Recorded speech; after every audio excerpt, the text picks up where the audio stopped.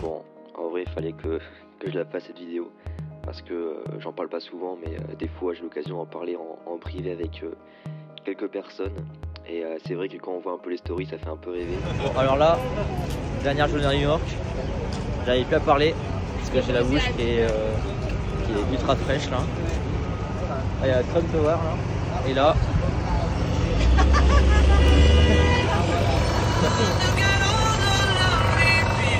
Imagine there's no heaven. Imagine there's no lonely people. Imagine there's no lonely people.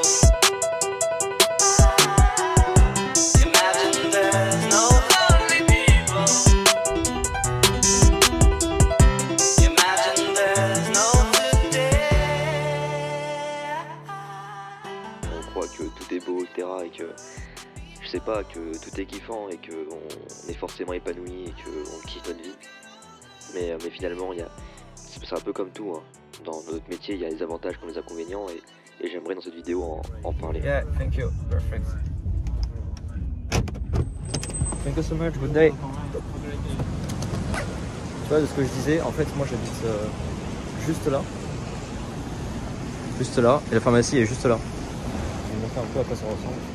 Je pense que le plus important pour moi c'était les voyages et j'ai choisi cette vie là pour ça, pour les voyages et j'ai cette chance, en tout cas c'était le travail, que tout ça m'a permis de voyager un peu quand je voulais, où je voulais et surtout pour des projets qui sont super intéressants et forcément tout ça ça crée des souvenirs, ça, je rencontre du monde, tu vois, je me fais du réseau et je trouve ça incroyable à chaque fois de vivre des choses qui sont extraordinaires et que je n'aurais pas pu vivre autrement.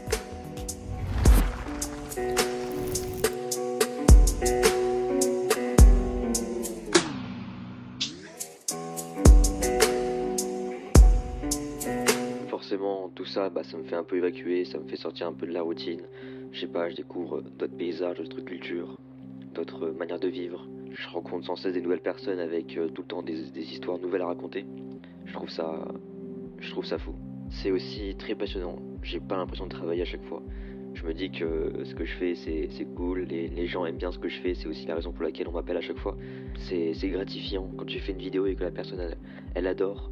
Qu'elle se rend compte qu'elle aurait peut-être pas rêvé mieux comme vidéo, tu vois. Enfin, c'est pas pour me jeter des fleurs, attention, hein, mais je trouve ça gratifiant à chaque fois de dire qu'on aime bien mon travail. Donc, bon, ce qui est bien aussi, c'est que je choisis quand je veux travailler. Bon, ça peut être du 15h, 16h, comme du 7h, 23h, comme du 10h, midi.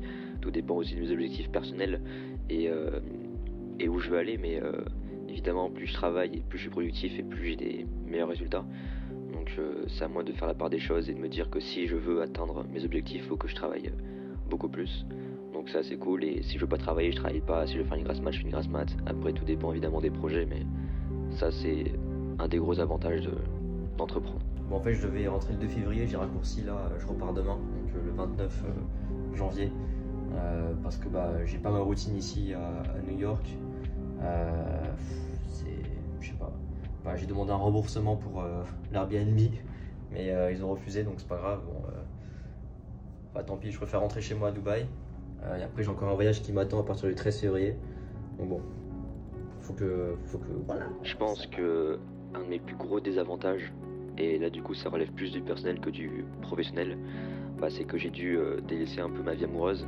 Parce que j'ai l'impression qu'à chaque fois que j'ai une copine, vu que je travaille beaucoup trop au final, c'est pas le meilleur pour une relation quoi finalement. Donc je mettais en avant mes objectifs pro plus que ma vie amoureuse. Chose que je vais pas dire que je regrette, mais j'aurais pu faire un effort, mais bon, c'est le destin et je me dis que rien n'arrive par hasard. Donc si j'ai décidé ainsi, c'est que ça devait être ainsi.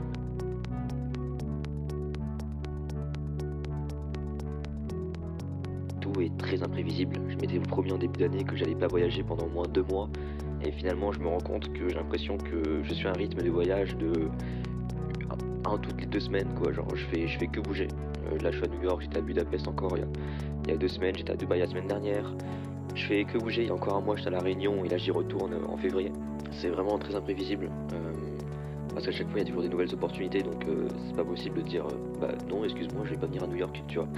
Donc bon c'est un gros désavantage, et là je sais que je vais rentrer à La Réunion pour un mois et je suis presque sûr à 200% que pendant ce voyage il y aura quelqu'un qui voudra que je vienne pour un tournage important, je suis presque sûr, comme d'habitude, et que bah, finalement mon voyage sera scindé en deux. Donc voilà, c'est un peu les aléas du métier on va dire, mais c'est un peu tout ce qui fait son charme aussi. C'est de se dire qu'il n'y a vraiment jamais vraiment de routine. Voilà. Le voyage à New York touche à sa fin.